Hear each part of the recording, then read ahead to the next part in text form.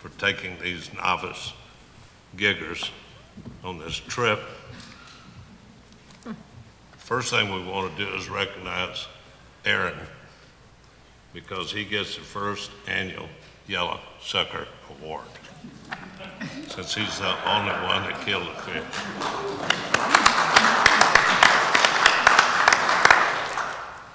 We did have a little problem. It's my understanding that we had a little issue that came up with one of our deputies, and the commission is going to have to take this issue under advisement. I don't see Larry. Where's Larry? Could you come forward, please, and quote this section of our code, because of the possibility that there's an ensuing problem. But the commission will take this under advisement in executive session. This is one of the hardest things I've ever had to do, Chairman, Yes, sir. Commissioners, Rhonda, Sarah, wherever you are. In the Wildlife Code of Missouri, which we are sworn to enforce and to uphold, and that we take very seriously, as a champion in the strategic planning of making sure that the public understands and appreciates the Wildlife Code of Missouri. And when the chairman hit me up with this, it was like, okay, you know, sometimes you just got to swallow hard and do what they ask you to do. And in Chapter 4, 110, under General Prohibitions, there's a Section 7, no person who takes or possesses any wildlife shall wantonly leave or abandon any portion of such wildlife commonly used as human food.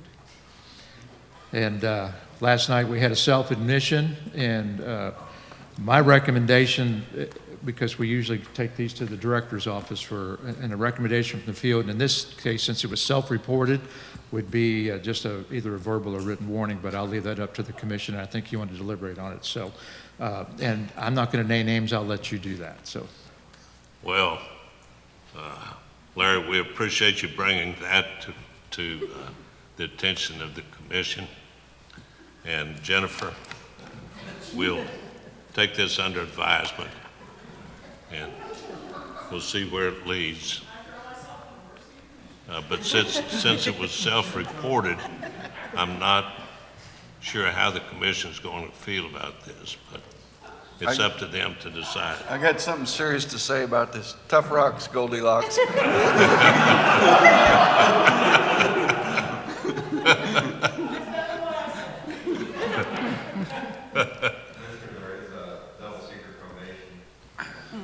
Right, it could be probation, you know, that we'll think about it, and we'll let you know, Jennifer, in due time.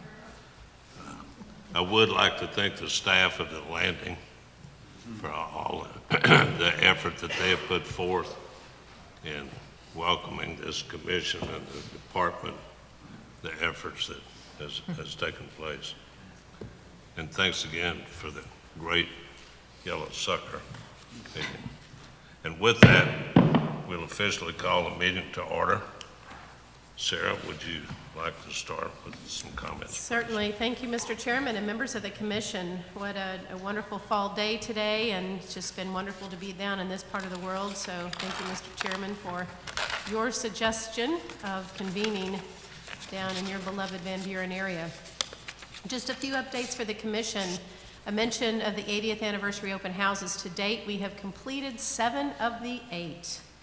And over 1,300 visitors have come to visit with commissioners and staff to share their ideas on strategic planning, infrastructure needs, and regulations. Regional staff at each of these open houses have gone above and beyond in hosting really enjoyable educational programs ahead of time, such as black bear presentations, monarch tagging, which I got to do, hummingbird banding, and were just remarkable in their selection of local community leaders that told of their personal experiences with the department. So those in particular have been, I think, very impactful to hear community leaders talk about the value of the department and that partnership. Our last open house is scheduled for Kansas City for October 26th, so we certainly hope, as each of the previous 7, that we have members of the commission attend, and so thank you, each of you, for your attendance at these open houses. A mention of strategic planning in our upcoming partnering meeting. The department's leadership team continues our work on developing a new strategic plan for the department. The plan focuses on 4 key goals tied to the department's mission, and the goals, of course, are sustain and improve fish, forest, and wildlife resources, enhance the relevance of conservation, connect citizens with fish, forest, and wildlife resources, and finally, strengthen operational excellence in order to deliver superior customer service. We'll be presenting a final version of that strategic plan to the commission at your December meeting. But in preparation for that, we will be hosting a partnering meeting on November 20th in Jefferson City. Over 100 partners have been invited to this meeting, in which they'll be providing input on our strategic plan priorities. And so that will be, I think, a very influential meeting for us, and great to hear from our partners in that regard. A mention of process improvements and our lean efforts. Just wanted to mention a couple of projects that the teams have been working on. The first is our vehicle log process improvement. This one event alone, looking at a new vehicle log process, it eliminated use and expense of paper logbooks by expanding the use of automated fuel cards and spreadsheet tracking. We have identified a savings of 500 staff hours a month, 6,000 staff hours a year on this one process, for a savings of about $84,000 in staff time annually completing and processing these vehicle logbooks. So I think a great example of our process improvement efforts. Team, many of them here, division chiefs, have been working on a capital improvements process improvement effort. This process, we developed a new process for construction project development, from project idea through submission of scope project to QN for administration selection. This team developed and defined simplified project categories, including maintenance, repair, rehabilitation, and CI. They also drafted objective scoring and ranking criteria, and they're in the process of testing on the existing process list.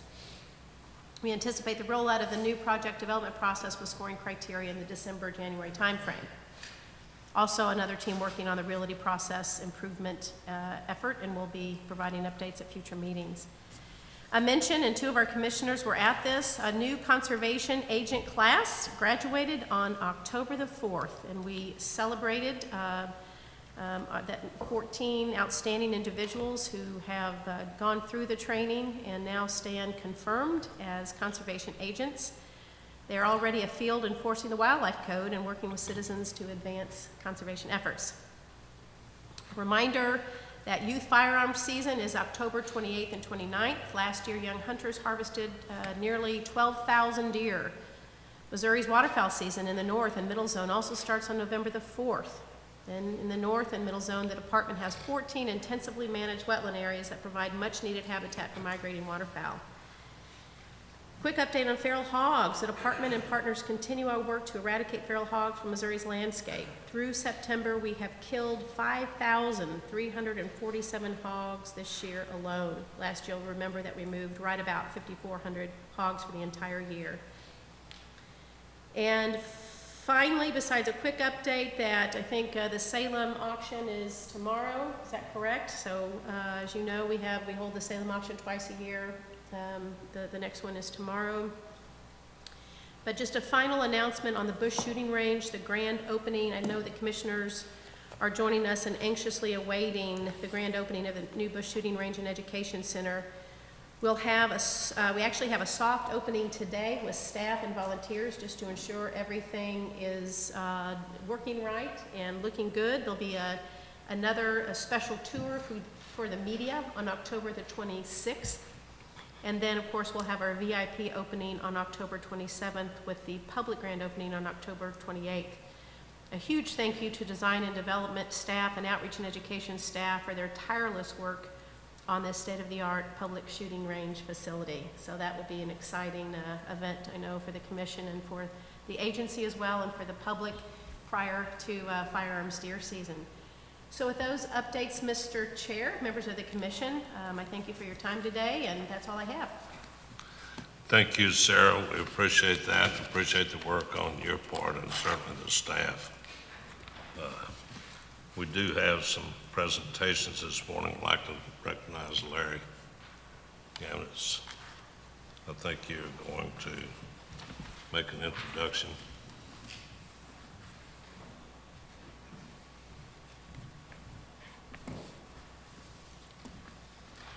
Thank you, Mr. Chairman, Commission, Director, staff.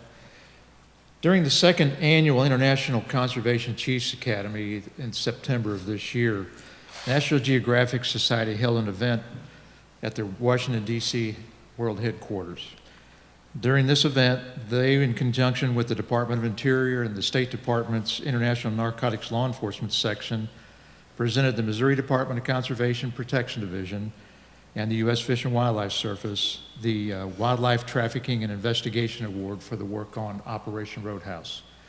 This is significant. It was presented not only because of the success of the operation, but also because it demonstrates how collaboration and cooperation between state and federal entities can work to put pressure on the criminal enterprise known as illegal global wildlife trafficking. It ranks among the top 4 criminal trafficking enterprises in the world, right up there with drugs, illegal firearms, and trafficking in humans. And in most instances, it's the same people doing the same thing. And it funds terrorism. It also is run by cartels throughout the world, and it adds to political instability. Over 120 conservation agents were involved in this case. And we've talked about the details, but it's not just Protection Division. Without the work of Fisheries Division and helping us, and the work at Blind Pony and Bruce Director and the staff in Fisheries, the work of the General Counsel's Office, working with the State Prosecuting Attorney in Benton County. It was just a wonderful list of people, and 20 some odd states were involved as well. So it's just a great thing how we can show the collaboration between these organizations can have an impact on interstate and international trafficking of Missouri's public trust resources. And I just want to recognize Protection Division and the leadership of Tom Draper and Sarah Pauley on working with us and letting us be a part of this operation. As I said, when the takedown went down, there were 112 people across the country and around the world that got a little puckered that day. So thank you.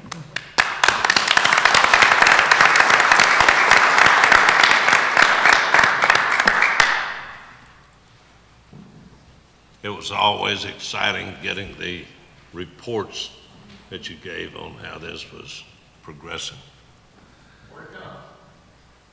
Next, Brian, another award. Thank you. Good morning, Mr. Chairman, Commissioners, Director, Ms. Rhonda, all the rest of the staff. It is my pleasure to be able to present a very well-deserved national award to the department for some work they've done with the Missouri Fishing app. The Center for Digital Government had a National Innovation Award. It was presented to the department, and it's called the State Government Experience Award. The Center for Digital Government is not an organization that I would typically associate with or have that much information or knowledge about. And what I have since found out after the department is receiving this recognition, that this organization is kind of the watchdog of all state and federal IT departments. They set the gold standard for information technology projects. And so receiving an award of this level, this recognition is, I would say, on par with what Larry just described from, say, National Geographic, a well-known expertise in the field of conservation. So with this, the Center for Digital Government recently awarded the Department of Conservation the State Government Experience National Award for Missouri's MoFishing app. The app was selected for radically improving the experience of government and pushing the boundaries of how citizens' services are delivered. One of the goals of our app is to help connect citizens to information about Missouri fishing and to have that right at their fingertips. This app does exactly that, and the department continues to add new suggestions from anglers to help keep making it better. That's the beauty of our app development. In this particular app, similar to the hunting app, is citizens tell us about the app. They're using it, they're working with it, and they're telling us how to make it better. The best part about this app is that it's free. It's free to anyone that wants to use it. Just go to the App Store and you can download it to your phone. You can buy and review and save and show your fishing permit. You can find nearby fishing opportunities, lakes, rivers, and streams. You can find all kinds of fishing attractors, see regulations, read the prospects, and even have a handy fish identification guide on it. So it's a great app in the way it's developed today, and it just continues to get better because we have incredibly intelligent people in our IT folks working with a few of us normal folks in fisheries to be able to get information out there. And this award really wouldn't be possible without the work of folks like Alex Parentis and Doug. Alex was a former fisheries employee, is recently promoted, because that's what good people do, to information technology. And Alex is here representing an entire team of folks that worked on this over the years to get it to this point. But Alex was able to accept the award down in Austin, Texas for the department, and we have an opportunity to present it again today with Doug here from IT. So with that, Alex, congratulations.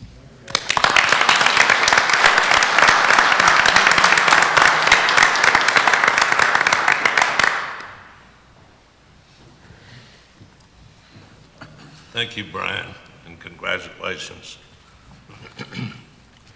Next item we have is under the administrative activities, and we have an issue that has been, as most of you know, last year, the department entered into a department-wide job study and contracted with a company to do an in-depth analysis of where we are and what issues exist and how best to begin to address those.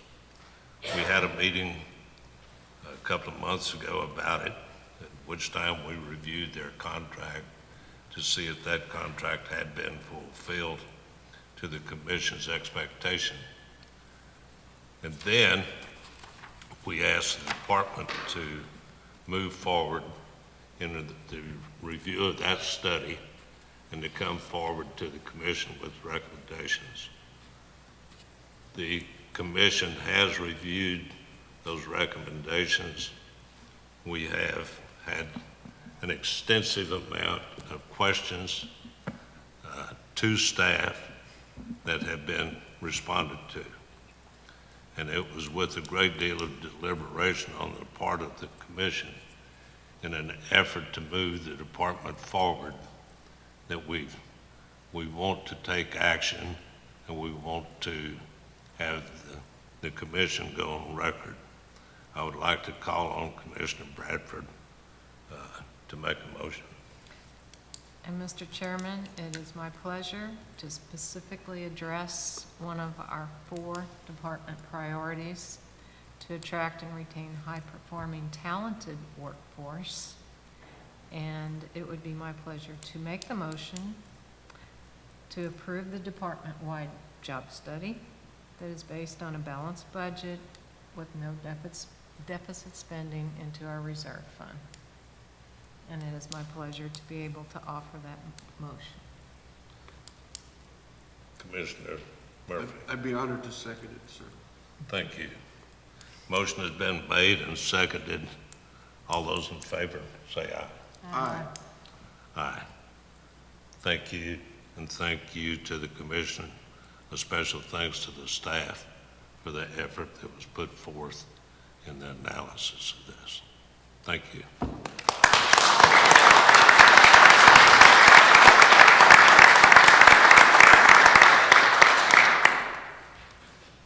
We do have an action item, and that involves the consideration of the items in the consent calendar.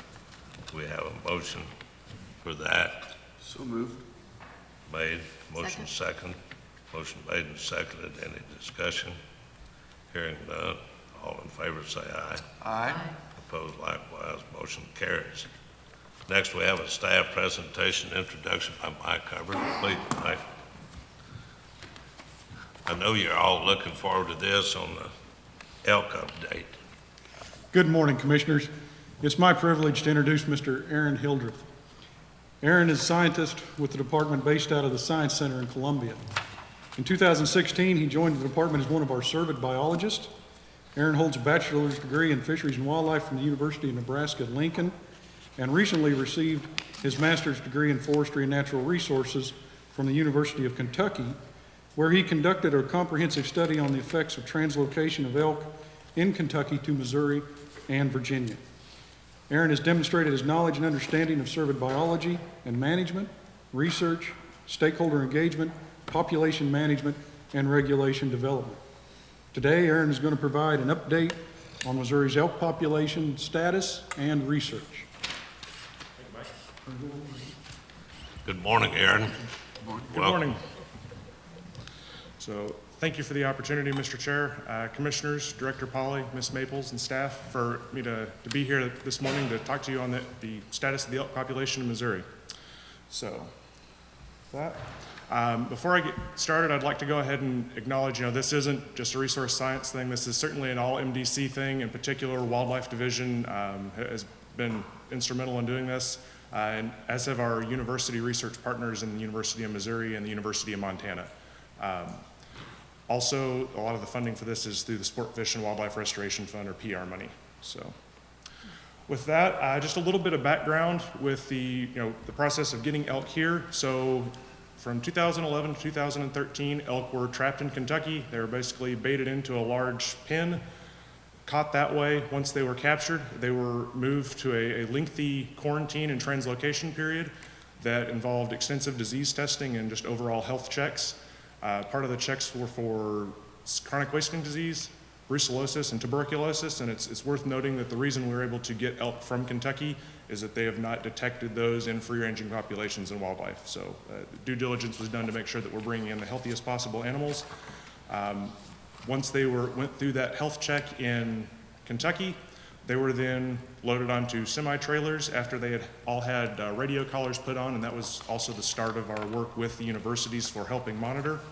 They were brought to Peck Ranch Conservation Area, where you all were this morning, put into the pens there, and then they were held there for a few weeks to a month to allow them to acclimate, and then for us to slowly release them into the environment.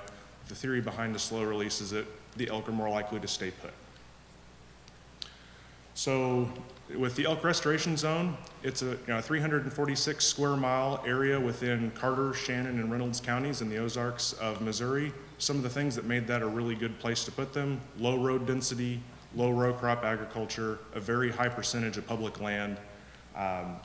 Just all in all, a really good area to put them in to minimize conflict potential. It's also worth noting that the overall population goal is somewhere between 400 and 500 elk, and the plan has always been to manage them through hunting once the population reached a level that it could sustain a harvest. When we look forward, or I should say when we look back at those original 3 years, we brought 107 adults and then one calf that was born on the semi-truck on the way over for 108 individuals. But when we look at where they really stood at 1 year after release for each of those cohorts, our founding population size really isn't that 108, it's 81. So reintroductions are very stressful events. These elk were held in quarantine from one point or another between 5 and 6 months. So that's a very long period of time, very stressful. You also, many of you will remember the drought in 2012 was a very severe drought. That doesn't help things out either. Add into that, we still have brainworm, that took out a few individuals, and that's where we get down to about that 81. So when we look at our reintroduction time, so really think 2011 to 2014, we look at adult survival or on an annual basis, so we do roughly June through May as an elk calendar year. Our adults and our yearlings, they're doing what we expect to see or how we would compare with other eastern elk populations. When we look down at our calf survival and our adult reproduction, we're meaning the number of calves per female, we're a little bit lower than what we would have expected for other eastern elk populations.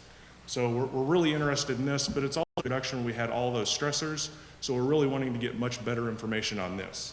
And I'll touch on that here shortly. It's worth noting also, I mentioned brainworm earlier, it is the leading cause of mortality for elk in Missouri, But as you'll see later, it is not stopping population growth. The population's still growing, it's just growing a little bit slower than it would have without that factor.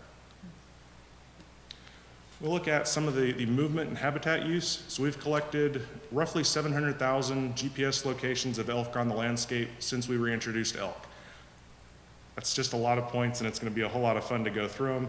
But when we look at, again, elk restoration zone, we've got Peck Ranch centered there as the box on the southern part, and then up towards Ellington, you have Current River Conservation Area. We're seeing that elk locations within the zone, the majority of elk, even looking at just this past year, 97% of all the elk locations that we had in that year were within the elk restoration zone. We look forward and we look in a more focused area, we look at Peck Ranch, and we see that over time, elk locations on Peck have been slowly dwindling. That's not entirely unexpected. As the elk population's grown, Peck is a fairly finite size resource. They have to expand off to meet all of their food and energy requirements. And so this also provides us another opportunity moving forward to help tweak some of our habitat managements and to continue working even more with private land collaborators, Park Service, and other entities to help create the perfect habitat scenario for elk in Missouri. It's also worth noting that in 2014, we really started to see the first movement of elk off of Peck. Peck is still the center of elk in Missouri, but in 2014, the bulls started moving north. They spent time Current River, a lot of them are very close to the Ellington office. It's just a good summer habitat range for them where they can avoid people and be fat and happy. When we look at some of the research that came out of that first 4 or 5 year period, we have a variety of things. We've got lots of different publications. We had a few different master's students that completed their work on the project that we've been able to gain information for to help us with management. We've also had a variety of science notes that have come out of it.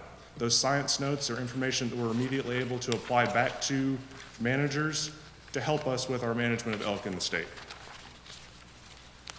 As we look at where we are now in the ongoing elk research, so our current research project, it's still focused on the habitat stuff, some of the survival things, but we're really wanting to key in now on those last 2 data points that I mentioned from that earlier one that we still have some questions on. So it's the reproduction and the calf survival.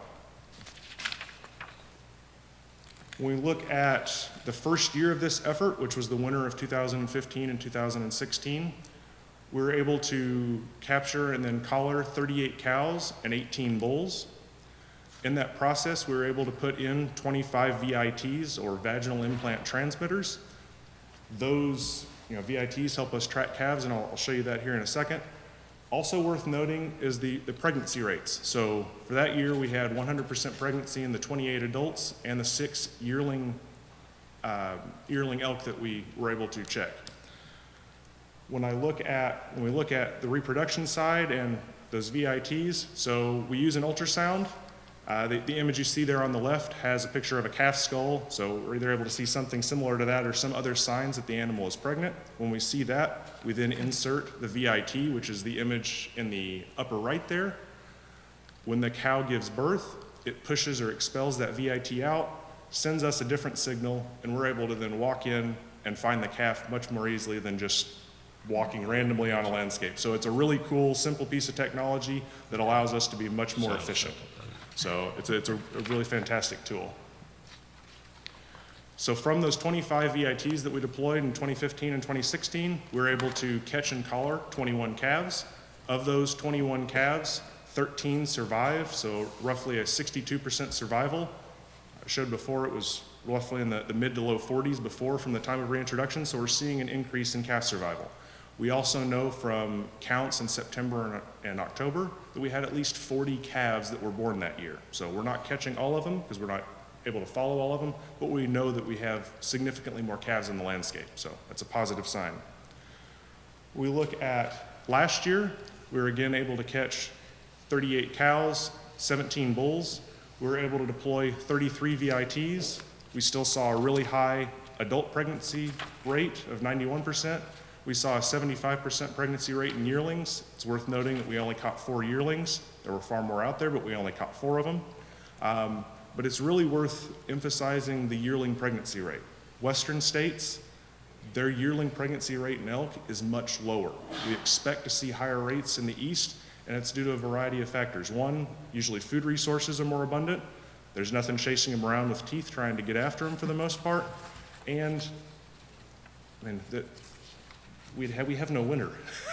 Last year is just a really good example of that, but there's not a whole lot of extra stressors that really hurt them. Well, that allows them to really build up their body weight, and when they build up their body weight, they meet that minimum threshold similar to a beef cow that allows them to sustain a pregnancy through. So we're really fortunate that we're able to do that. When we look at then the calves that we were able to get from that, we were able to catch 32 calves and collar them this year. 23 of them are still alive, and we know from those counts in September and the start of this month that we had over 50 calves hit the ground this year. So again, we're seeing an increase in recruitment, which is fantastic. We look at where we are for this year and what we're starting now. We've just begun our capture operations for this year. We're targeting to deploy 35 VITs and collar an additional 8 bulls. From those 35 VITs, we hope to catch and collar a minimum of 30 calves. If we can, we're hoping to get 35 to 40. We're able to find some opportunistic calves in the landscape as well. So that's what we hope to be able to do going forward and starting this year. And those capture operations will end up running through the end of March. We look at where we are for a population as of October of 2017. We're sitting somewhere in the 150 to 160 animals, and that does not include the additional uncollared calves that we have in the landscape because it's really difficult to monitor all of them. So again, I mentioned that the 2014-ish timeframe, when we really looked at what we had for a founding population, we were sitting at 81. We've nearly doubled that in 3 to 4 years. So again, really good population growth, really positive signs. We look at population trajectory as of June of this year going forward, so we can see where we were, and we're starting to watch that line tick up really fast. And this graph has the upper and lower confidence intervals. The middle number there is what we're roughly estimating it would be for each year, considering the survival stats that we know now and the reproductive rates that we know now. If we zoom in on that, look or key in here on 2020, that's when the population reaches 200 or so individuals. And the reason that's important, 3 of the benchmarks that have been set for when do we initiate a hunting season are roughly 200 individuals in the population, 10% population growth or better, or somewhere around there per year, and then at least 25 bulls per 100 calves, or per 100 cows, excuse me. We're at the 10% population growth per year as it stands right now. We're averaging somewhere between 12 and 14% per year since 2014. We're far in excess of the 25 bulls per 100 cows. Where we're still lacking is the 200 elk. We're moving close to we're moving towards that rapidly, but we're not there yet. Because we are moving towards it, we have started the process of drafting regulations, and we have formed a committee to help us with that process and to make sure that we're thinking things through, and ultimately the result of that will be presented to you, the commission, for your consideration, suggested changes, and then ultimately approval. So again, some of the take-home notes. The elk population is growing. All in all, it's doing pretty darn good. We look at how we're planning on using all of this information, all of this stuff, again, those last two key components being calf survival and reproduction. We're wanting to use that scientific data to help inform our management decisions and ultimately our recommendations for how we're going to utilize a hunt to help manage them wisely. Public support for elk has been high. Dave Hasenbeck, the elk program manager, he frequently uses the comment of he doesn't hear much in the way of negative complaints. The most common one he hears is, why don't I have elk in my backyard yet? So public support is still really, really high, and that's a good thing. Part of that has been driven by the incredible work in working with private landowners. So of the 375 or so private tracts of land within the elk restoration zone, I don't know exactly how many landowners those 375 are divided by, but we're working with about 85 private landowners in the restoration zone on habitat improvement projects. Some of them are for elk, others are for other things, but ultimately they're all benefiting wildlife, and elk are included in that. So that tireless work is really paying off in maintaining that high public support. So with that, I'd be happy to answer any questions that you have. Questions, Commissioner? Just a comment, Perfect. I'm very excited to see the reproduction and birth rates improving. I know it was a concern for all of us, but it's very encouraging to see that after they're a little better established, that they're getting back to more normal elk behavior. And I compliment you on your leadership and work. It's going to make our decisions easy whenever we have to make them. Thank you. Commissioner Bradford? Thank you for all your hard work. It's obviously working quite well because our numbers are going up and healthy-looking animals out there. So sure appreciate it and look forward to more. Commissioner Wood? It's an amazing project, something that Missouri should be very proud of, so thank you for the leadership. I was kind of curious, one of the things they said that you said that your goal is to have 1 to 4 for the bulls to the cows, and you're a little bit over that when it comes to the males. Is that a positive, a negative? How do you take that? So from a hunting aspect, it's absolutely a positive. Right. Right now, part of what we're looking at is, seeing our reproduction rate and looking at the time frame that they are calving. So we have a slightly drawn out calving season, and we're interested if our bull cow ratio has an impact on that. And looking at some of the Western literature, the reviews have been pretty mixed. We're also looking at doing some paternity work to determine who's fathering these calves, and that'll also help answer our question of what some of those impacts are. But the short answer is it's likely having a minimal impact, but we're not entirely sure yet. Interesting. Thank you. Aaron, I think what has been noticed in this area is there has been a tremendous attitude adjustment toward the elk. I know that one of the biggest demands that Tommy and them have here at the landing are people taking the placemats, that they can't keep enough placemats in there because people are so excited, people have come through. And I know Aaron's been here this week taking people on tours. They take people, I had the opportunity to be here last week, not this past week, the week before. And I think they took 4 tours that week. I'm talking busloads, 28 people on tours, as you're very much aware of because you're there. My good friends with the Conservation Department in Arkansas said the biggest problem that they had was not having a season soon enough. So as you bring that information to us, this commission is going to be making a decision on that. But thank you for the work. I can recall, Tom, when we went out there and opened the pen and let them go. I can recall when we took the action to bring these out into Missouri. A lot of people were opposed to it. I think there's been people change their mind and see what it means. So thank you. Appreciate all the hard work. Again, thank you for the opportunity, and all of our collaborators, and thank you as well. So. Thank you. Jason, you want to make the next introduction, please? And Morning, very good Commissioners. presentation, Aaron. Thank you. It's my pleasure to introduce Mike Leahy. Mike has worked for over 20 years for state agencies in Indiana, Virginia, and Missouri on conservation of natural resources. His work with the departments included being a regional natural history biologist, a community ecologist, and his current role as natural areas coordinator. The vast majority of Mike's work has been on natural community restoration and management, so he's here to talk a little bit about that. He's also published a number of technical and popular articles, including the Discover Missouri Natural Areas Guide to 50 Great Places. And so Mike's here to talk to you guys about the Missouri Natural Areas Program. Good morning, Mike. Welcome. Good morning. Thanks for allowing me to speak, Chairman Bedell, Commissioners, Director Pauly, Ms. Maples, and the rest of the staff here today. Jason gave me a nice introduction, and today I'm going to talk about the department's Natural Areas Program as well as the Interagency Natural Area Program, as this year marks the 40th anniversary of the program. So I'll cover the basics of what natural areas are, how the program has developed, and why they're important to our department's mission and the program's vision for the future.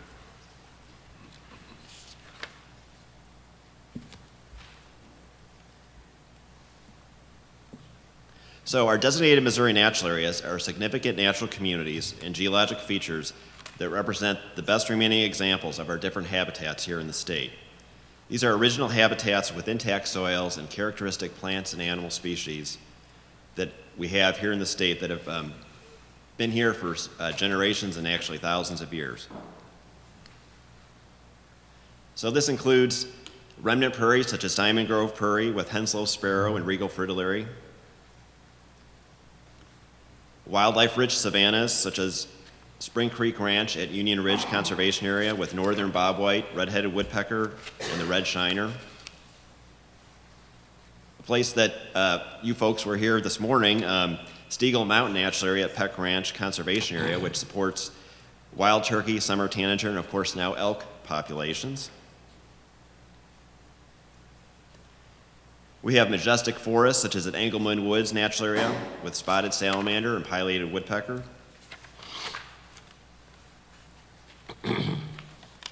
Scenic glades, such as Caney Mountain Natural Area, with the collared lizard and the race runner.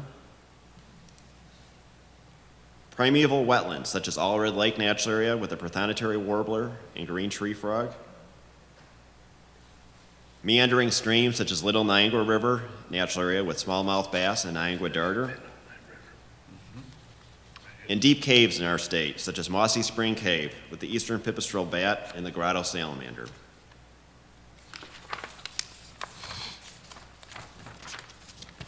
So the goal of our program is to inventory, protect, manage, and restore these high-quality natural communities and geologic features for public benefit through a system of dedicated state natural areas. And the program has deep roots within the department. It started in 1970 with a Conservation Commission policy, and the first department natural areas were designated in 1971. And back then, conservation giants such as Bill Crawford, Charlie Schwartz, and John Wiley were instrumental in laying the framework for this new department program. And part of the program was expanded after Design for Conservation in 1976. And the logo of the program is the Jack in the Pulpit, which is shown here in the middle, and that was an actual original drawing from Charlie Schwartz, who again was instrumental in beginning the program. Then in 1977, we entered into a formal agreement with their sister agency, Missouri Department of Natural Resources, to form an interagency natural areas program. And this has been a national example of a good interagency cooperation, and really probably the best interagency cooperation for a natural areas program.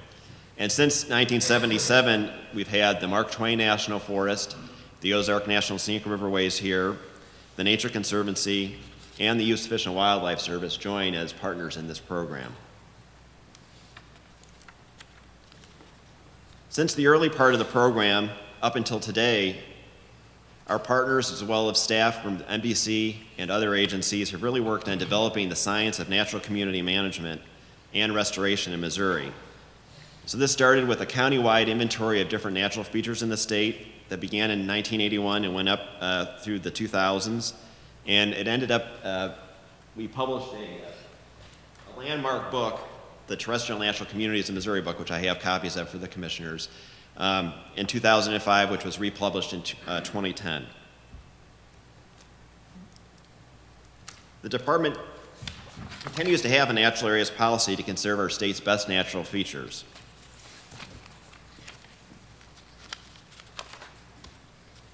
And natural areas are designated by the Interagency Natural Areas Committee, and then they're formally designated by joint actions of the directors of the Conservation Department and the Department of Natural Resources. This designation indicates that protection, management, and restoration of these features are the highest priority objectives for the sites. However, our natural areas are not hands-off wilderness areas, and a variety of natural resource management tools are utilized to manage and restore the health of these different habitats that we have. So, for example, we've used thinning, prescribed fire, herbicide treatments, and deer hunting, all utilized on our natural areas and continue into the future, as well as new tools that we develop to maintain the natural integrity of our natural areas. And a lot of the earliest restoration projects in our prairies, glades, and woodlands, such as at Stegall Mountain that you were at today, those began with leadership from the Natural Areas Committee and were developed on our natural areas. So here's an example from Caney Mountain. Today, cutting cedars on glades and managing with prescribed fire is kind of old hat, but back in the early 80s, that was new to a lot of folks and kind of a new technique. But starting in the early 80s, wildlife biologists and natural history biologists were looking at the glades at what was then Longball Natural Area at Caney Mountain. They decided to start cutting the cedars, which had become an invasive species in the absence of fire. So the cedars were cut, and with staff, we began implementing prescribed fires. This resulted in a robust growth of native grasses, which really provide good habitat for turkey poult production, as well as a tremendous response from a lot of other wildlife species. So through the years of restoration at Caney Mountain, we now have these tremendous glades, which are rich in a variety of different plant and animal species, and the area was actually expanded to a much larger natural area of 1,300 acres.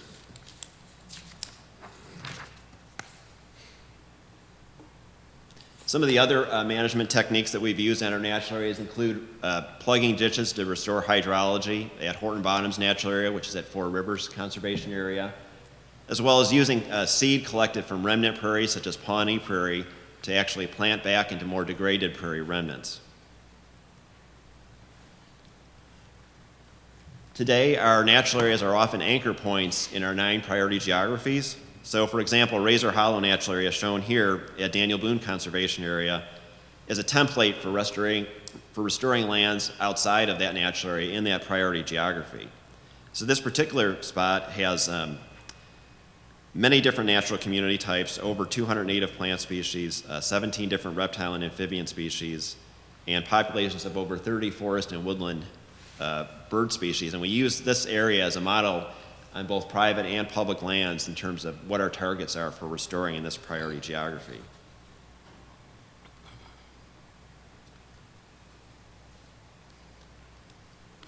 And 7 of the 9 priority geographies have designated natural areas at their core.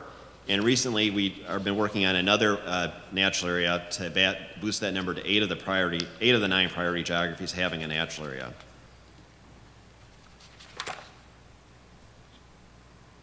And this one is the Huzzah Narrows Natural Area, which just yesterday the Missouri Natural Areas Committee decided to approve a natural area nomination for this particular area. And it kind of sits at basically where the Kodaway and the Huzzah come together at their confluence. And it's a really amazing landscape of both aquatic features as well as glades, forests, and high density of caves. And this will be kind of a model for private and public landowners working within the Shoal Creek Woodlands priority geography as an example of what we're trying to restore too. This particular area also is one of the highest densities of cerulean warblers in the state, which is that little bluebird there.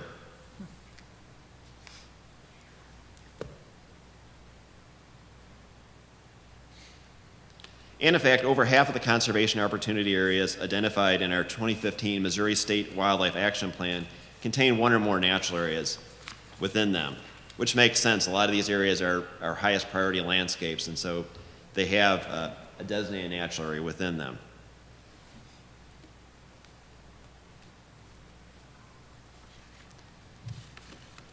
Our designated natural areas have also been identified as meeting a performance standard for our Forestry Division's Sustainable Forestry Initiative forest certification standards. So they've been used as a tool to help meet us forest certification standards under the SFI program. In recent years, many of our new natural area designations have been on lands that NBC does not own. They've been on partner lands. So this includes Hickory Canyons Natural Area Edition, which is on land owned by the LAD Foundation, Mingo Natural Area, which is on our Mingo National Wildlife Refuge, Golden Prairie Natural Area, which is a Missouri Prairie Foundation site, and Ava Glades Natural Area, which is along the Glade Top Trail of the Mark Twain National Forest. So we really continue to work with our partners and then try to expand the program to those strong partners like these as well as others in the state.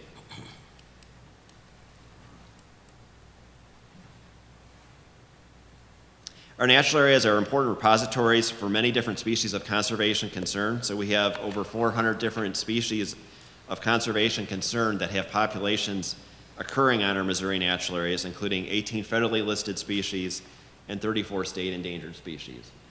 In addition to those, we have a lot of species that are uncommon on our natural areas that we'd like to keep off of the endangered species list by restoring their habitats. So they're both important for species that are on the list, but also trying to keep those species that are rare in our landscape from coming on the list. We also use our natural areas as sources of seed and as templates for active reconstruction projects. So in this example, Taborville Prairie Natural Area, which is one of our landmark prairies in the state, it's a site of one of the greater prairie chicken releases. It's not quite big enough on its own to support all the different prairie wildlife. So we've been actively working at planting prairie back into Linscomb and Shell Osage conservation areas, but we use the seed from nearby Taborville Prairie to do that. So they've been a real important source of seed as well as a template for what we want to what these restored habitats need to look like. Our natural areas are also very important for scientific studies. So each year we have dozens of scientific studies from universities through the state or beyond doing research on our natural areas. One of the interesting things about natural areas is that they're really high in plant diversity, native plant diversity. And interestingly enough, over 1/4 of all our prescription medicines were originally derived from plants. This ranges from aspirin, which originally was derived from willow species, to Taxol, which is a cancer-fighting drug derived from Pacific yew of Oregon and Washington. So we don't know a lot of the scientific and economic values of a lot of the species on our natural areas. And through further research, we may find some other plant compounds out there that have value. Pollinators are big in the news these days, and our natural areas are definitely important habitats for pollinators. There's also important areas to study to look at healthy pollinator populations. So, for example, Paintbrush Prairie Natural Area near Sedalia supports over 50 different native bee species. And of course, bees are the primary pollinators of most of our wildflowers, as well as very important for vegetable and fruit crops in the U.S. And with pollinator decline, both the European and native honeybees, we're using our natural areas as places to study why is this decline happening and how can we help prevent that. The natural areas provide the public with lots of different opportunities for outdoor recreation, and the concept does resonate with the public. In the 2013 Conservation Opinion Survey conducted by University of Missouri-Columbia for the department, 80% of Missouri's general public agreed that the department should conserve our best habitats such as glades, prairies, marshes, forests as natural areas. And our natural areas provide for a variety of outdoor pursuits, ranging from hunting and fishing to hiking, nature photography, bird watching, and nature study opportunities as well. In that same public opinion poll, over half of the respondents indicated that they could use more information on our natural areas, and so we've been working on trying to meet this demand. So we recently have reprinted the Missouri Natural Areas brochure, which I have copies for you all, and then we put together a field guide for folks, which we reprinted in just recently. We've sold over 7,000 copies of this, and we maintain an online presence on our department's webpage so that folks can find these places and learn about what to do and where to go on our natural areas. We also published an article in the July Conservationist that kind of highlighted the 40th anniversary of the Natural Areas program. And we've worked quite a bit with the Missouri Master Naturalist program, which has been kind of a natural tie-in to getting folks out to natural areas. And I've given talks to at least over 150 Missouri Master Naturalists and associated members of the public, and led field trips over the last year kind of highlighting the program. So today we have 189 Missouri natural areas totaling 92,000 acres, and the department owns 92 of these, totaling about 39,000 acres, which is about half the number of natural areas in the program. It accounts for about 5% of the land base that the department owns. And the program has direct relevance in the application within the first 3 goals, at least, identified during our ongoing strategic planning process. So some of the future horizons for the program includes ongoing restoration and management of our natural communities, which are unfortunately increasingly threatened by invasive exotic species such as feral hogs, ongoing habitat fragmentation, and actually some of our natural areas, such as Pickle Springs natural area, are being loved to death. They're actually getting used too much. So some of these areas need remediation from overuse. But we want to continue to engage the public, let folks know where these areas are. A lot of these places are a little bit off the beaten path, but we'd like to get people out to them and using them and appreciating them. We want to strengthen the role of the Natural Areas Committee as a scientific advisory panel and a technical resource. We want to conduct an analysis of which types of natural communities are on NBC and other partners' lands that are not well represented within the system, and continue to buffer and expand around some of these natural areas by restoring habitat around them.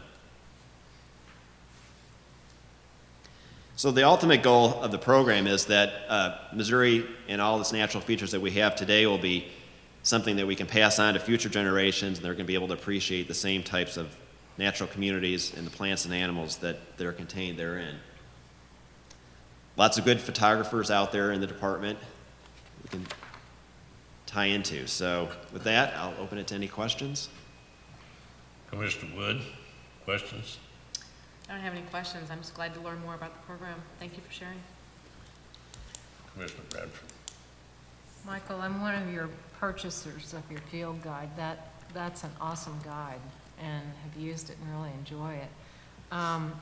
Do you have, I mean, it's good news and bad news about Pickle Spring and some of these, but do you have a plan for how you might provide yet protect the other areas as well, or?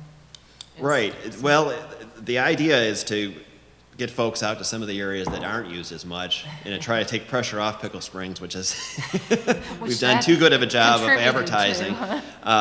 And so that's kind of the future plan, is to get folks out to some of these areas that could actually stand to see a little more use, and maybe take the pressure off areas that have become so well loved that they get too used. You've had discussions on how you can. Just starting to have internal discussions with. Yeah, I mean, it's seen in the national parks out west where almost reservations have to be taken at some of the areas, and so. Yeah, we're not there yet. We're not like Rocky Mountain National Park. We've got No, a but line I of mean, cars it's- going to it's- Setbot. It's But coming. yeah, especially areas that are closer to the major urban Right, areas. people are starting appreciate to these get. areas, and they're such a wonderful resource. So hope we continue on trying to address how we can protect them, but provide them yet.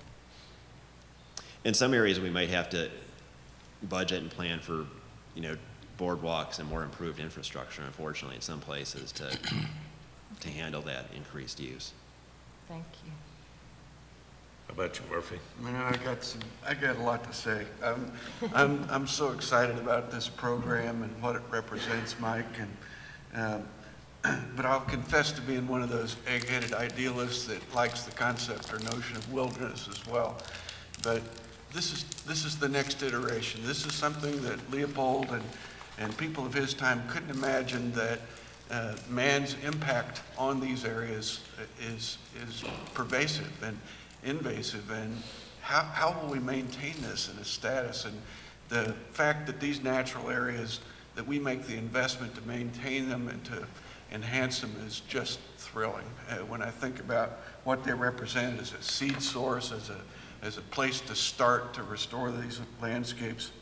The question that I have is, I know there's a cost involved in the maintenance of this per acre. How does that compare with the other 95% of the lands that we own in a cost per acre to maintain? Is it more expensive to maintain natural areas, less expensive, the same? What do you think? That's an excellent question. That would be a really good thing to study. I would say it's probably the same if you average it out, because we have some areas that, say Taborville Prairie, where we're doing intensive management to control Sericea lespedeza, as well as maintain the fire and high clipping for some of the declining grassland birds. Other areas like Steagle Mountain, where you guys drove by today, an occasional prescribed fire is all we need to maintain that system. Yeah. But some of particularly our prairie and our wetland areas are much more high maintenance in terms of the amount of funding Well, that they're we so have to put into unique. I them. think it's important we remind ourselves we need to make that investment and that they have value even beyond their value as a natural landscape. The seed source thing is significant. There's nowhere else to go for these things. So. No, yeah, there isn't. And it's interesting, too, how the program has evolved. It was very much a preservationist, hands-off program, and it started early. And back then, invasive exotic species were not as prevalent. Right. And so we could walk away from a place, and it would be okay for a few years. But that's not the case anymore. No. Nowhere, really. Even here in the heart of the Ozarks, we have feral hogs, and we have other issues that are a problem. Very, very well done. Thank you. So, if folks, Marilyn, you obviously say you have a copy of this, but I've got extra copies that I can give to Thank the other commissioners. you. I love it. Thank you. And thank you for all the work that you guys are doing. Very important. Tom Draper.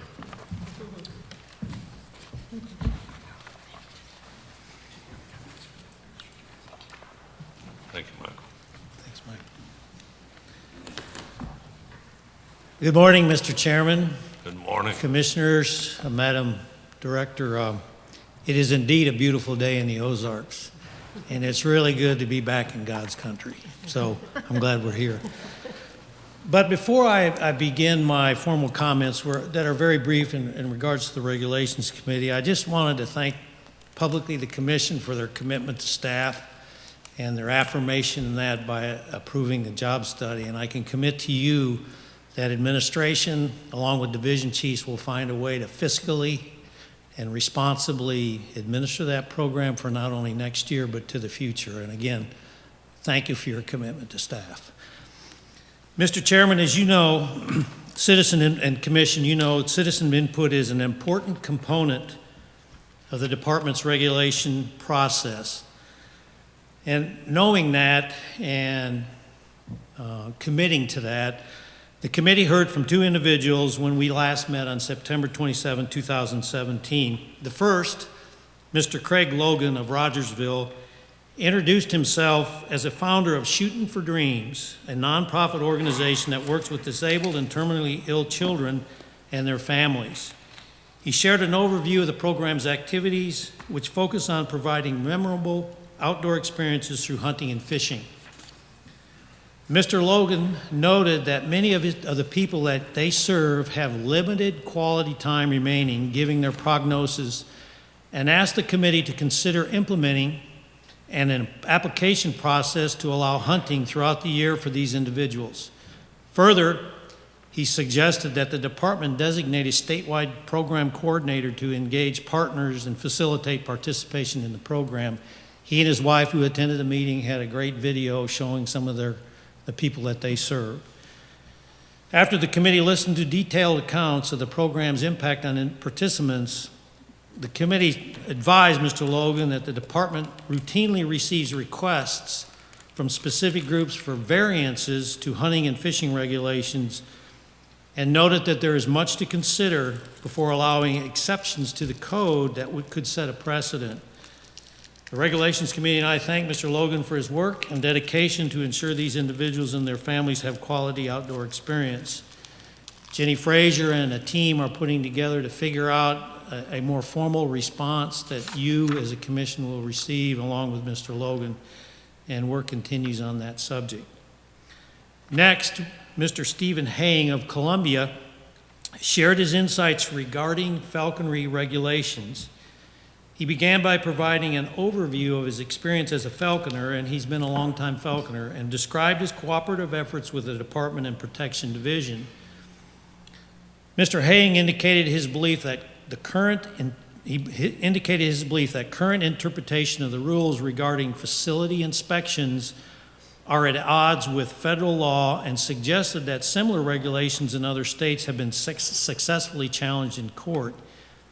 He voiced opposition to random inspections and shared his opinion that the facility inspection should be conducted in conjunction with an initial permit application, where there's a change in the permit, or when the situation calls for a search warrant for an investigation by a conservation agent. Mr. Haying also shared suggestions for changes to regulations pertaining to raptor rehabilitation, and encouraged the department to allow rehabbers to determine the appropriate amount of time to hold birds. On behalf of the Missouri Falconers Association, Mr. Haying asked the department to consider allowing the capture of peregrine falcons due to their being federally delisted as an endangered species. He requested both residents and non-residents be allowed to hold these birds under specific conditions. He also advised the committee that Falconry Association, the National Falconry Association, plans to approach the U.S. Fish and Wildlife Service to obtain approval to take and hold golden eagles that harass livestock. As you know, there's not a lot of golden eagles in this state, but that's a problem in the West, in his opinion. We thank Mr. Haying for taking time to share his comments and suggestions on this topic. Larry Yamnitz and others are looking at his requests. The fine line always becomes, well, how do you ensure that wildlife is not being trafficked, that they're held responsibly, and so there'll be more to come on that. Mr. Chairman, if there's no questions, I'll continue on with my next topic of those two individuals. Questions? Please continue. Okay. Commissioners, the department is collecting citizen input on current regulations as required by Governor Greitens' Executive Order 17-03. Recall the last commission meeting I updated, and I have a further update here. Since June 30th, we now have over 750 individuals that have provided input on various regulations, and those comments will be considered as we conduct our comprehensive review of the Wildlife Code. A spreadsheet containing each comment received will be appended to the November report of the Regulations Committees. I must admit and compliment Denise Bateman, who works in the director's office. She's doing a yeoman's work on putting together all these comments and sorting through to make sure there's not duplicates, those kind of things, and we'll have a full report for you. But I thought I'd share a few of the common themes. Request to set deer, this has to deal with deer hunting regulations. Request to set the deer season later to avoid the peak of the rut. Suggestions for alternative dates for each portion of the season. Opposition to the use of crossbows during archery season. Opposition to the lower overall bag limit for antlered deer. Support for and opposition against the antler point restriction. Support for and opposition to hunting over bait during the fall deer season. Support for allowing dogs to use dogs to retrieve game, and then eliminate non-resident participation in managed hunts. Related to chronic wasting disease, there's folks that oppose the ban on feeding and removal of antler point restriction, the opposition to targeted culling in management zone counties. For hunting permits, there is a desire to expand the definition of landowner to allow close family members that do not live on the property to qualify for no-cost hunting and fishing privileges. Offer reduced or no-cost permits for specific groups, which might include a resident or non-resident active duty military, seniors, and veterans. For non-resident deer and turkey hunting permits, the fees are too low or too high. Establish reciprocal permit pricing based on home states for fees for non-residents. Establish lottery/drawing to allocate non-resident hunting opportunities. Establish reduced cost non-resident landowner hunting permits. In regards to turkey hunting regulations, allow all-day turkey hunting during the spring season. For fishing regulations, there's alternate ideas on method, length, and bag limits depending on the species that they've commented on, also to allow spearfishing. For hunting, additional hunting regulations, some folks wish the commission would allow use of lights to pursue coyotes at night. For trapping, extend trapping season, and conservation area regulations allow expanded use of trails. A couple other things is allow elderly or / disabled folks to use ATVs, UTVs to retrieve game, and allow rock climbing. I share that with you to say this, is that these are comments that we receive whether there had been an executive order or not. These are typical comments that we receive from users that have either a specific view or a need. At the end of the day here, our challenge is to sustain fish, forest, and wildlife for not only this generation but next, given the carrying capacity of that resource and social acceptance. I think by getting just 750 comments while people are engaged, and that's a good thing, these are not new comments on these particular subjects. So we will prepare a full report for the commission, and I will share that with you at coming commission meetings. And we know that we have to have this final report to the governor by the end of the year. So I'll final report in December. With that, Mr. Chair, I'd like to go on to one other topic, and it has to do with Share the Harvest, unless there's comments or questions on the regs report. Please continue. As you know, we have spent considerable time and will continue to invest considerable time managing chronic wasting disease. The new twist for this year, I guess I would say, is how do we manage to ensure that animals that are going to enter Share the Harvest have been, the best we can, identified that they would not contain prions from the 7 counties where positive deer have been found. And so hence, given that the Center of Disease Control and Prevention has changed its guidance concerning chronic wasting disease, the CDC now recommends that hunters strongly consider having their deer tested for CWD if it's harvested from an area known to have CWD. In Missouri, those are those 7 counties where we've had those positive deer found from the wild herd. The guidance has changed after that study. If you recall, there was a macaque monkey study that those animals were allowed to ingest prion-tainted meat, and in fact 2 of the monkeys were found to have chronic wasting disease. And given that macaque monkeys are within about 96% similar to us genetically, there's a concern that that could jump from a cervid species to a human. And so with abundance of caution, working with CFM, the department is working to ensure that Share the Harvest venison is as safe as possible. And to do that, during mandatory sampling, we will be segregating any deer that come from those 7 counties, and we will store them in refrigeration units, and then we will move them to processors so that we can, after we learn whether those deer have chronic wasting disease or not. So that is a first step, and we will do that at all our sampling stations, do that question answer, segregate deer, store them, and we're working with CFM. They're working with us in providing refrigeration units.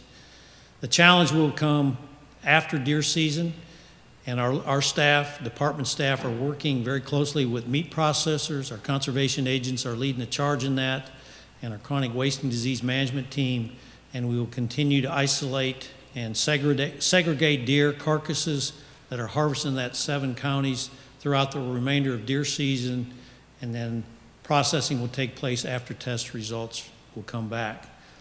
This is a first step in seeing how we can manage and work to ensure that Share the Harvest continues to be a viable program.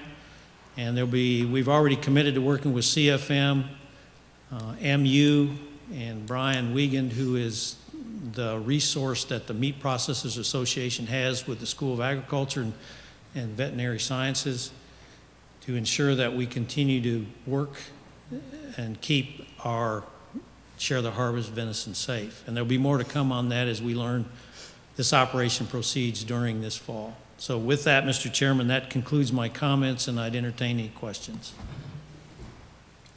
Any question of the commissioners, other commissioners? Commissioner Murphy? My question, Tom, is in the unlikely and sad event that we might have a positive deer in the Share the Harvest deer, how will that carcass be disposed of? We will find that carcass and we will dispose of it properly, and usually that's in a landfill. Thank you. Any other questions? Thank you, Tom. Okay, you're welcome. Jacob, you're up.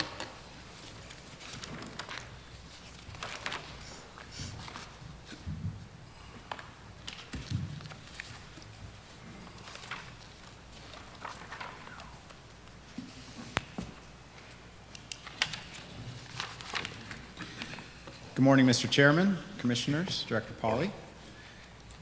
This morning I'm going to share with you an overview of the fiscal year 2017 construction report. It is a summary of all the construction activities that occurred July 1 of 2016 to June 30 of 2017. This is based upon advanced materials that you received. So in summary, there were 80 CART agreements that were executed and implemented this last fiscal year. There were 39 construction contracts completed. 12 of those 39 were the major projects that were over $100,000 that are identified in your advanced materials. On those 39 construction contracts, we had change orders amounting to less than 3% of the contract amount, which is significantly lower than the best practice in the industry of 5%. Total expenditures were over $22 million, as you can see on the screen. That includes $3 million that our heavy equipment operators and our carpenters leverage across the state to keep the road smooth at the forks, as Mr. Draper likes to say. Keep the roofs leak-free, replace components like air conditioning units that might break throughout the year. And so that's included in the $22 million. And that $22 million expenditure represents a 51% increase over the 5-year average in the construction budget. So a significant amount of work was accomplished last fiscal year. What I would like to do at this point is share some photographs that highlight a few of the major projects that were completed in the last year. And I'm going to start with Grand Pass Conservation Area. And there were water control structures that were replaced. There were 13 water control structures, and this one that you see on the screen is representative. The water control structures had aged out, if you will. They weren't functioning properly. They weren't meeting the needs of the area managers. And so one by one, they would remove the old water control structures, and as you can see here, replace them back.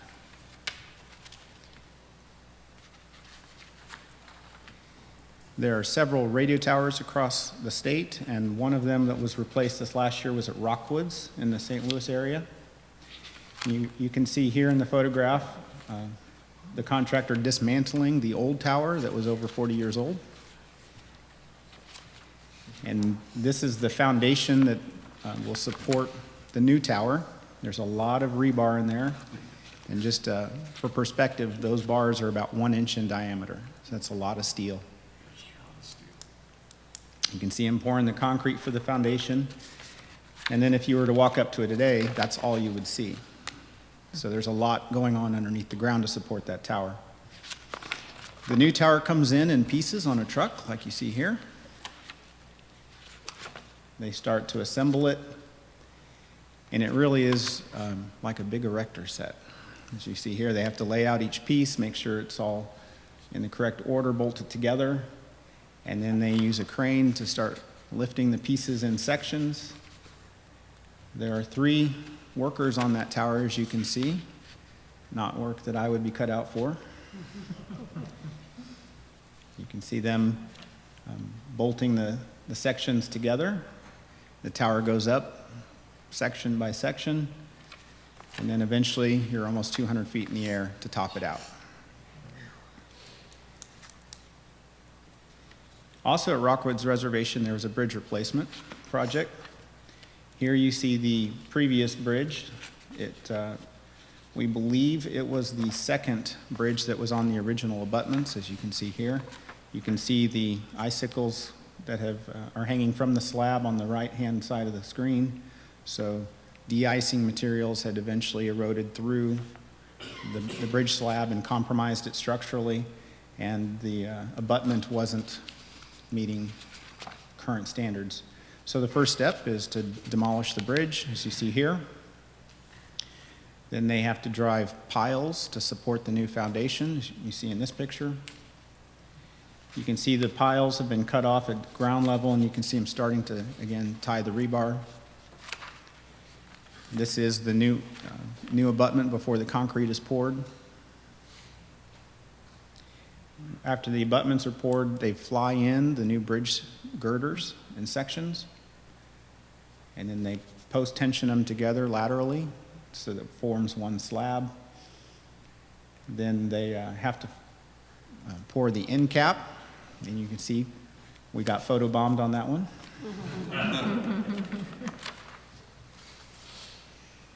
Part of this project included straightening out the approaches to the bridge. There was a bit of a pinch point in the travelway, so there was some sight distance issues that were corrected with this project. Here you see the new bridge in place. It is a wider bridge.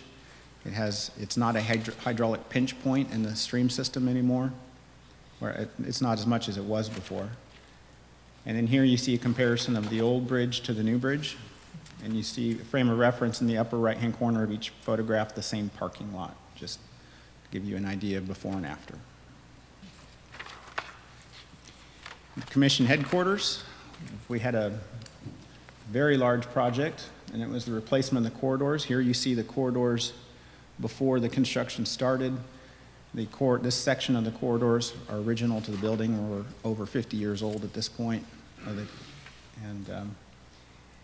Here you see an interior view of the corridors, just frame of reference.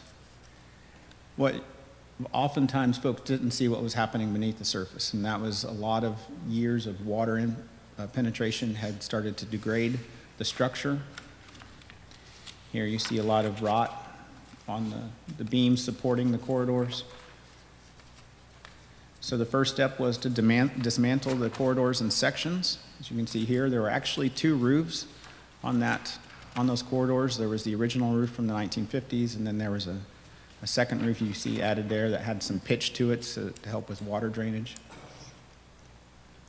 They had to cut the corridors into sections, as you see here, and then carry them off so that they could have a clean slate to build back upon.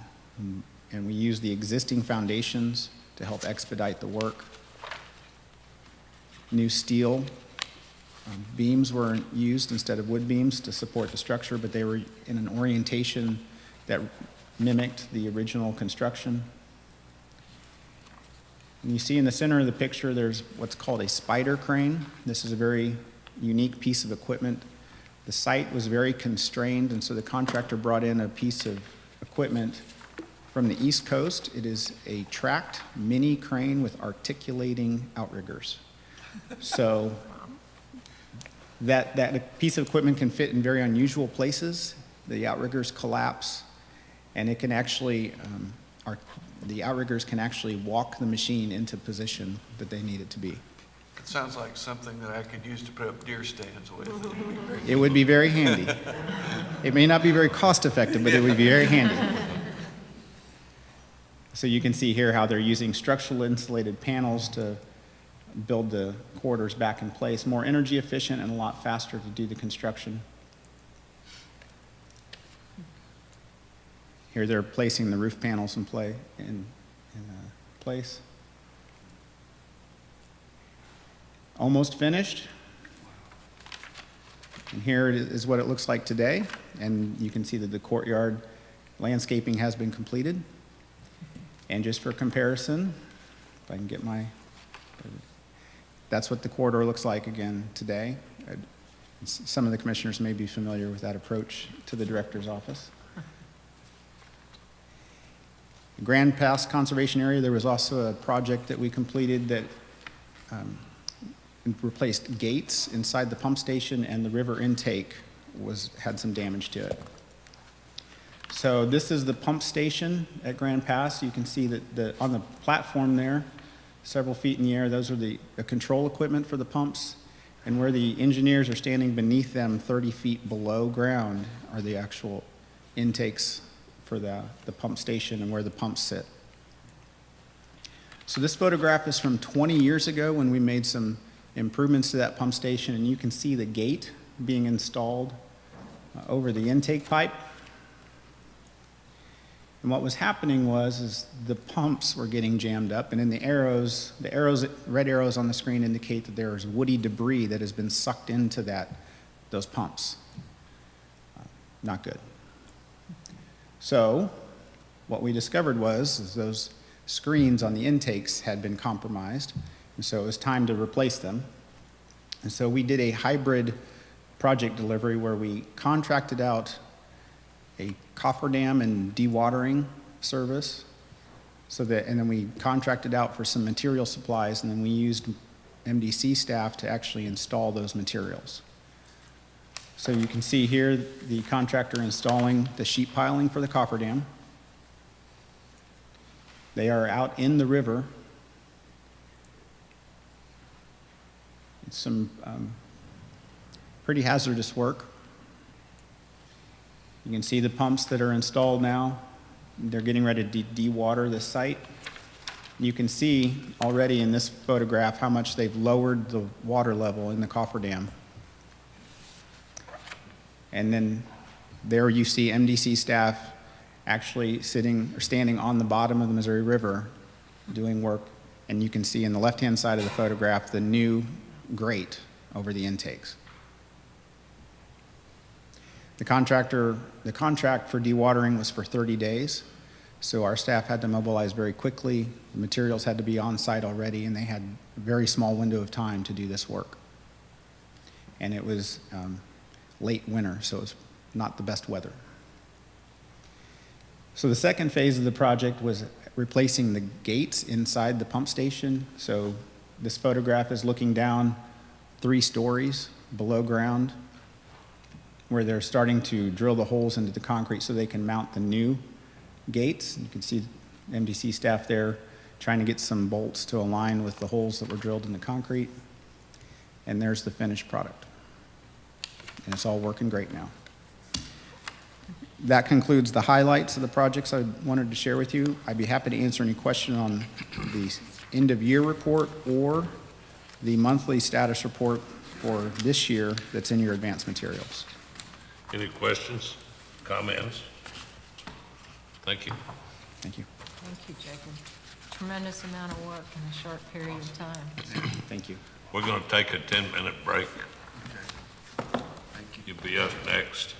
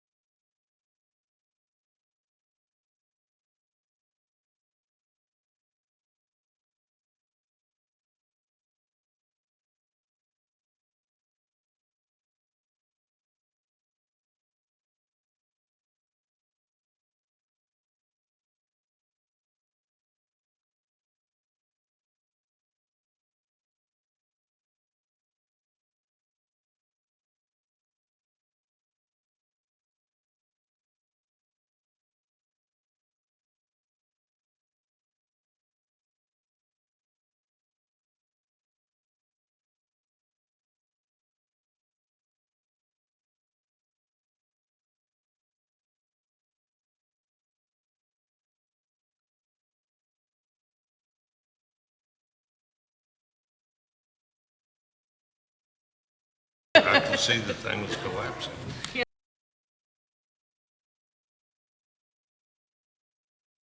Doug, you're up. Thank you, Mr. Chairman, Commissioners, Director Polly. I'll be providing a brief overview of the FY17 year-end report from Information Technology, which is also found in your advanced materials. We'll be covering a few of the completed IT projects, as well as a short discussion on some of those that are in progress, and a little bit about our maintenance and operations work. I want to first start and share a little bit about some of the completed projects. You may recall that we initially implemented the new electronic or e-permit system in March of 2016. During FY17, we worked to provide several enhancements to that system, including mobile-friendly sales, multi-customer sales, auto-renewal options, and some more robust reporting capabilities. What you see here represented on the screen illustrates, hopefully a little bit at least, the mobile-friendly sales aspect. You see there, the application is represented on both, the mobile, the tablet, or a laptop PC. So regardless of how our customers are coming to us, they get an excellent customer experience. The next project is for our captive wildlife inspection system, which is used by the Protection Division. The app helps us to manage and inspect animal breeders and commercial permit holders, and it tracks also the movement of permitted animals and animal health incidents. This application went live in May of this past year, and the pictures here you see, of course, are of an agent using it actually out of their vehicle. Oh, that was fast. We also completed some enhancements to our flagship mobile mow hunting application this past year, adding in some features to track additional harvest information, such as whether your deer turkey was checked on or harvested on public or private land, as well as if you use a crossbow or not. The application definitely continues to grow in popularity, as we are now approaching 300,000 downloads since we went live in July of 2014. We also completed updates to the Mow Fishing application. You heard about that earlier in the meeting with the award that it received. Some of you may recognize one of the gentlemen in this picture, Mr. Dave Erickson. He sent an email to us actually sharing with us that he's used the application significantly, and that as you can see there, they had a pretty good bumper crop of crappie that day. So he was very excited to share his success with us. And he was also very proud to share that he had a similar trip with his grandson. This app too, of course, continues to grow in popularity. We have almost 80,000 downloads since it went live last year. Next is some audiovisual work that we've been doing for the department. You see here Burr Oaks Woods, the new audiovisual system that we completed there. And we've also completed several classroom systems that you see there in kind of a mobile fashion that gives them a lot more flexibility in how they can set up the room and use those rooms for educational purposes. Each year, we also try to work on what we call discovery projects, and those projects basically is where we are gathering our business and technical requirements. We're coming up with high-level plan, putting some high-level design work together, maybe doing some screen mock-ups, and a cost estimate to kind of give us a better idea of what we're planning to implement. And you see here a couple of screen mock-ups that we put together for the mobile atlas application that's currently being built. I want to move on now and briefly talk a little bit about our IT maintenance and operations area. And this slide here represents just a little bit of the work that we do to keep the IT lights on for the department. For example, we responded to over 15,000 help desk calls last year, processed over 700 IT purchase requests, and provided maintenance and support for numerous applications and a large number of devices, as well as replaced several that had reached end of life.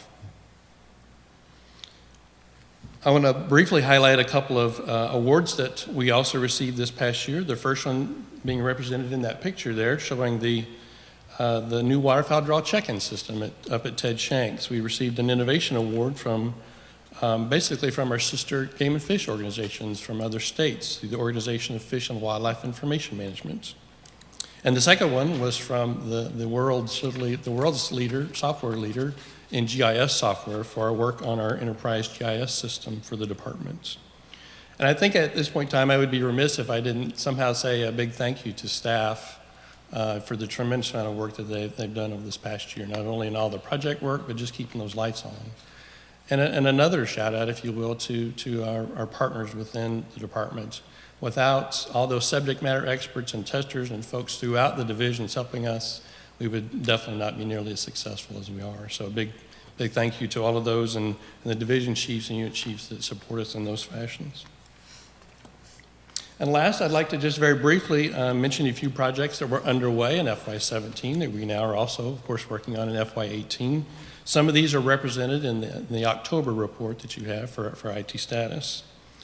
The first one there, just briefly mentioned, the infrastructure asset management system. We are very close to wrapping up all the configuration and testing work on that system and getting ready to roll it out hopefully very soon.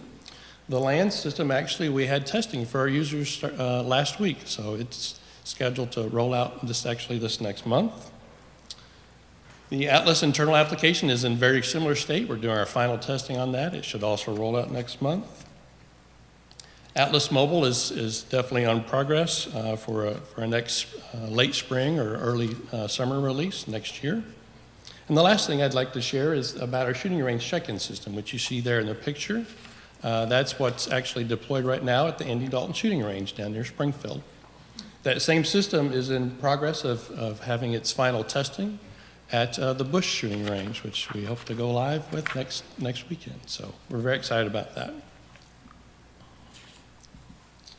That concludes my prepared comments for the update. I'd be happy to entertain any questions on either the annual report or the monthly report. Any questions or comments of Doug? Great work. As I looked at the list of accomplishments for your team and for this division and then this whole array of things, I'm just astonished at all the things that are going on at the same time and how well you keep us in step with all that. This could be such a bottleneck for the agency, and it has become such a strength that we have. The profession of natural resource stewardship continues to evolve. You're right on the cutting edge, sir, with leading us into a way to adapt and improve and make more efficient. It's just amazing work. Thank you. Thank you. Thank you. Mr. Bradford? I would second that, Doug. I mean, you've got a lot of moving parts there. And you have such a success rate in all these downloads. Do you have any kind of comparison to, say, other state agencies in our networks that do similar? And That is an excellent question, and no, I don't have that right at my fingertips. I'd be happy to kind of look into it and give you some feedback on that. yeah, just curious Sure. about, seems like we're pretty high success rate. Yep. And To my knowledge, there are very few that are getting Would be into my to guess. this kind of realm, So but absolutely, we'll take a look at kudos that. to you and your staff as well as the divisions. I mean, I know it takes a lot of interaction between the two, so It does. to fine tune it to such perfection is great. Thank you. Thank you. I think it's great work to get people out the outdoors, especially young people. This will Yep. give the kids something to Yep. do on those phones. Maybe not all the adults will get it all, but the kids will, because that's where they find their information out. So I think that's very important. Yep. It's great work. Thank you. Doug, we've come a long way, and thanks to you and the work of the staff, I mean, the progress that we're making, and thank you. Thank you. We appreciate it. You bet. Andrew?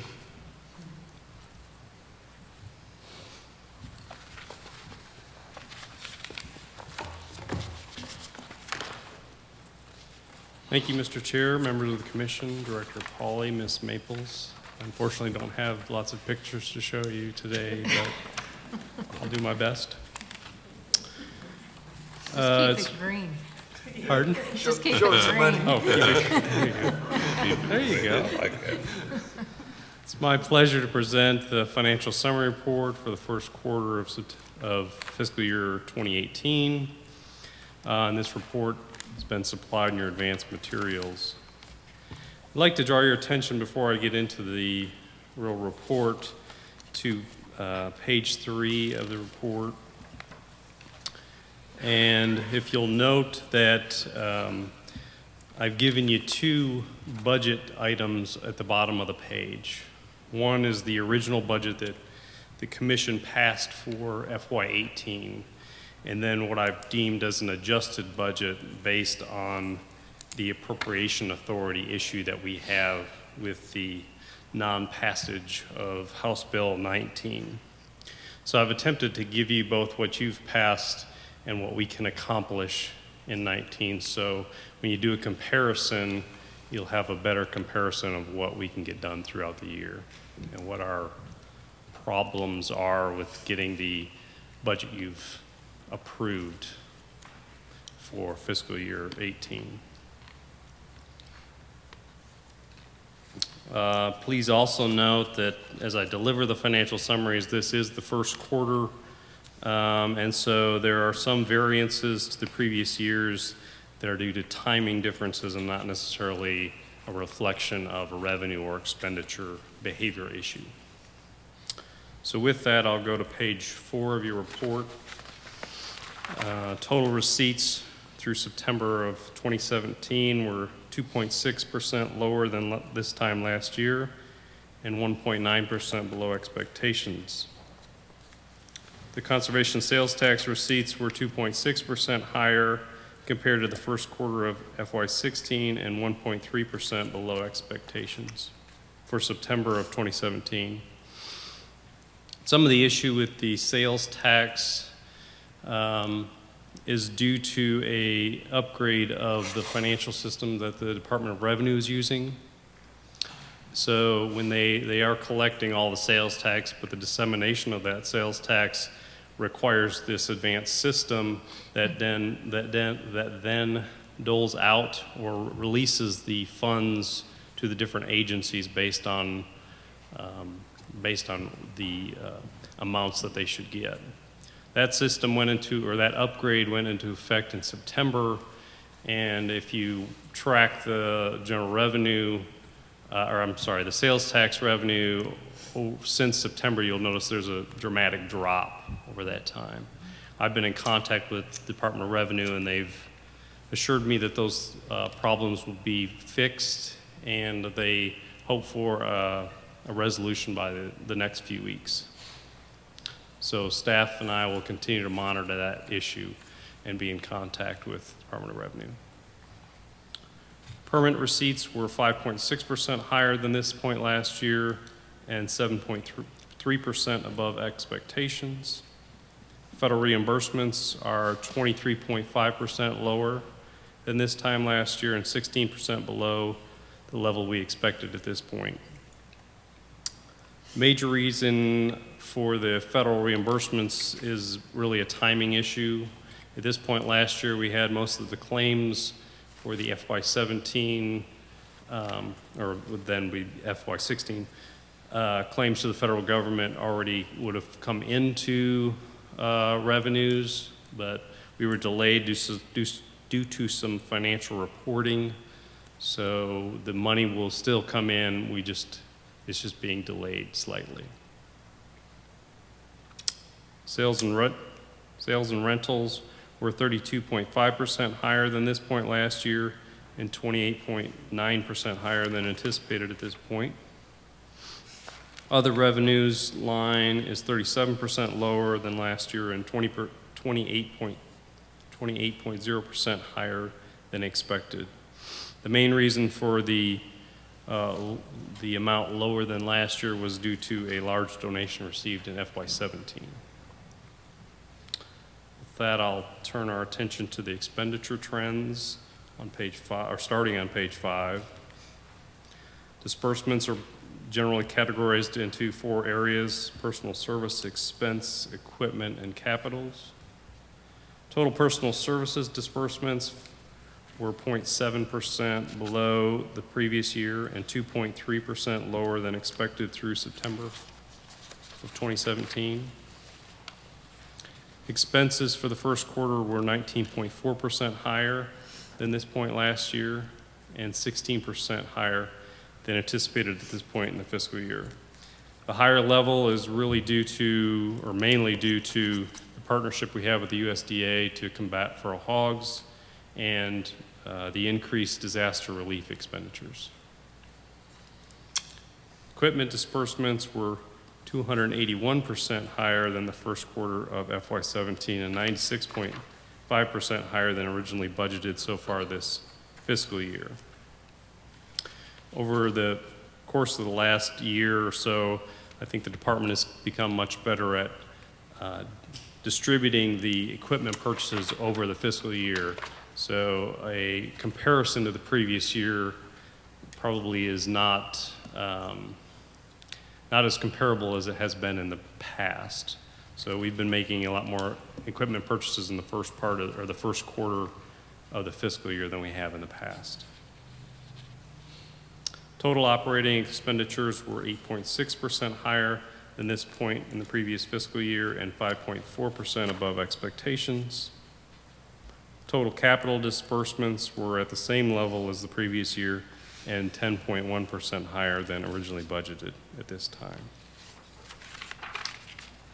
That puts total disbursements for FY18 through September at 7.8% higher than this time last year and 5.7% higher than expectations. And that concludes my remarks on the September 2017 financial summary. Happy to entertain questions. Questions? Nicole? I don't have any. It was clear. Marilyn? No, thank you. Perfect. I'm curious about something. As we look at the fact that Doug just showed us, or we learned that nearly half of our hunters are downloading the app and buying their permits in that way now. I wonder about the renewal rates between them, because we see an uptick in revenues. Is that because it's easier for people to renew online and more are choosing to do so? Do we know about that yet? I do not know that yet. I'd sure like for someone to look into it and see if the renewal rates for the historic go to Bass Pro Shop and buy your permits folks versus the renewals with the apps, if there's, I feel like there's an improvement. And if that's an improvement, we need to understand that. We need to understand how to enhance that if we can. Absolutely. We'll get you that information. Thank you. Yeah, I think that's a great question. Anything else? No, sir. I want to call your attention to page 2, which you skipped. I don't like that line of the continuing decline of that fund balance, and I hope it's leveled out, unless I'm looking at this wrong. It's been on a decline. So if you'll turn your attention to the first 3 months of the fiscal year, the green bar, Yes? we are showing the fund balance actually increasing. Okay. So if you look at the middle of the page, you'll see where we started the year, and at almost the bottom, you'll see where we anticipate ending the year, which will be a significant increase due to us not being allowed to spend that money from the. That's what I was going to say. It's not because of our conservative approach, No, but sir. it's because we haven't been able to spend it. Correct? Absolutely correct. Thank you. Thank you. Any other questions? No, sir. Thank you, Andrew. Okay, Violator, you're up. Not to be confused with young sucker. Good morning, Mr. Chairman, Commissioners, Good Director morning. Polly, Ms. Maples. I'd like to present item number 10, a recommendation for approval to accept the donation of approximately 368 acres in Reynolds County from the Doe Run Resources Corporation, otherwise known as the Doe Run Company, as an addition to Logan Creek Conservation Area. Do I have a motion to accept this donation? So moved. Motion is made. Is there a second? Second. Motion made and seconded. Any discussion? All those in favor say aye. Aye. Opposed likewise. Motion carries. Thank you, Mr. Chairman. Thank you, Jennifer. Tom? Gonna have your report. Good morning. Morning. For your information, we presented you with the summary of personnel actions approved by the director for the first quarter of FY 2018. That's a summary of, as I said, new hires and promotions, but those come from vacancies, which also have occurred due to retirements, due to employees who have voluntarily, thought I was getting the gavel for a minute, retirements and resignations. And again, I think that speaks to, and I would like to personally thank you for your earlier action in moving forward on the department-wide job study. We have a tremendous staff. We have a tremendous responsibility for getting the best that we can for this agency and the mission. And I wanted to take this opportunity to thank you for your confidence in us moving forward on that. But also, if you have any questions regarding the personnel actions in this report, I'd be happy to entertain those as well. Any questions of Tom? None. Thank you. Thank you. Have a good weekend. In as much as we really took the action item under number 12, I'll still go ahead and ask for a motion to approve on the consideration of the consent items in the consent calendar. Motion made and seconded. All in favor say aye. Aye. Opposed likewise. You want to make any comments? Thank you. Yeah.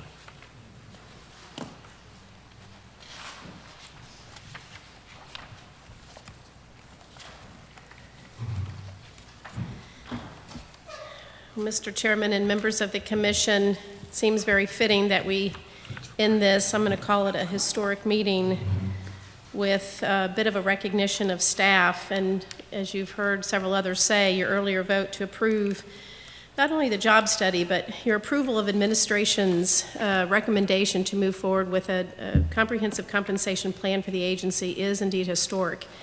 And it is so greatly appreciated by me, by administration, and I know the agency, and it absolutely exemplifies your understanding that staff are our greatest resource.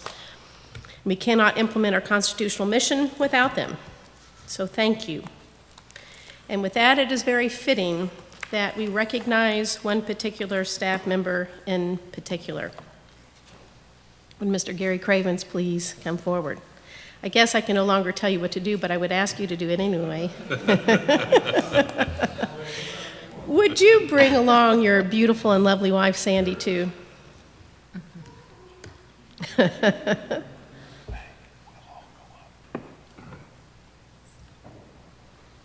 great to see you. Our conservation department has always had any number of stellar employees, but Gary's outstanding career gives us reason to both honor his service and highlight the kind of amazing and wonderful people that make up our Missouri conservation team. Gary's career spanned over 4 decades. He doesn't look it, Sandy certainly doesn't, but for those of you calculating in your heads, that's over 40 years. As most of you know, he recently retired as our Protection Regional Supervisor for the Ozark region out of the West Plains office. Now, during the department's 80-year history, Gary has worked for 7 of the 9 directors. I'm not going to ask him his favorite.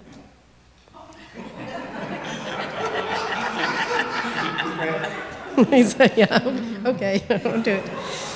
Beginning with Director Carl Noren.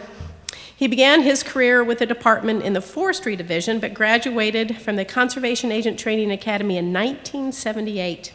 He was assigned to Oregon County, where he remained until his promotion to Assistant Regional Supervisor for the Ozark region in 1987. In 1994, Gary promoted to Protection Regional Supervisor. Now, during Gary's career with the department, he has received numerous well-deserved recognitions and also served in ways that you normally don't think of, such as board member for the Conservation Employees Benefits Plan. Most people I know in this room probably have a Gary Cravens story, and I'm sure Sandy has a few of her own. Sandy would like to add our congratulations and thanks to you as well, for we know the families of our conservation agents, our conservation families, are part of the team too. As director of the department, I personally want to say thank you to you both. Commissioners, I know that you also would like to add a few comments to Mr. Craven. Let's go up, Doris.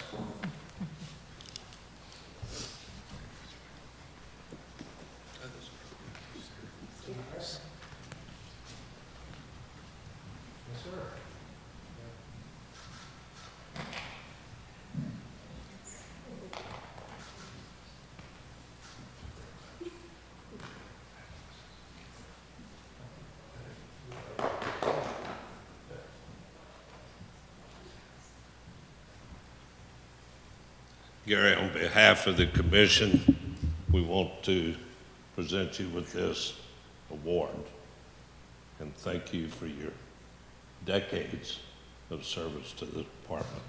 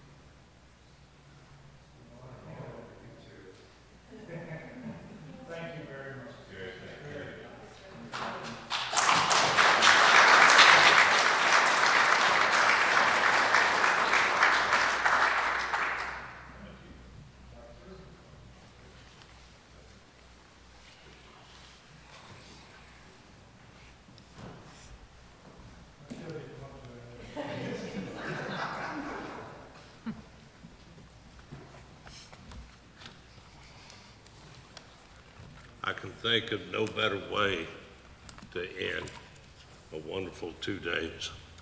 And you know, with the things that are going on in the country, and I don't know if any of you had a chance to see General Kelly yesterday on TV when he was responding to the criticism of our president, and he was talking about those things that used to be sacred and the things that we're losing in our country.